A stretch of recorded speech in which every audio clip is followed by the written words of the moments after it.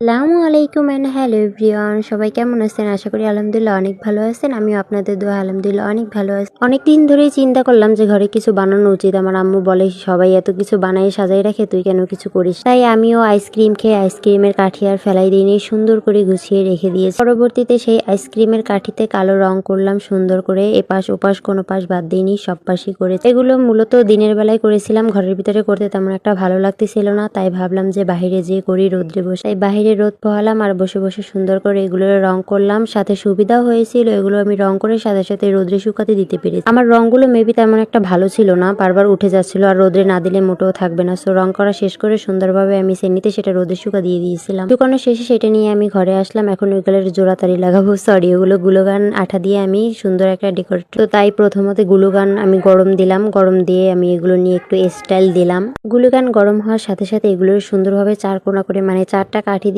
এক একটা বক্সের মতো করে বানিয়ে নিলাম। এগুলোর পরবর্তীতে খুব সুন্দর করে এক একটা মানে ডেকোরেট করব, দেখতেই থাকেন। আসলে আমি এটা একটা ভিডিওতে দেখছিলাম, দেখে আমার খুবই ভালো লাগছে, এর জন্য আমিও ট্রাই করলাম। আমি বলেছিলাম ফেলানো আইসক্রিমের কাঠি, সরি, এটা আমি কিনে নিয়ে আসছিলাম। এতগুলো আইসক্রিম ধরে আমি একসাথে খাই নাই। যাই হোক, আঠা লাগানোর পূর্বে যে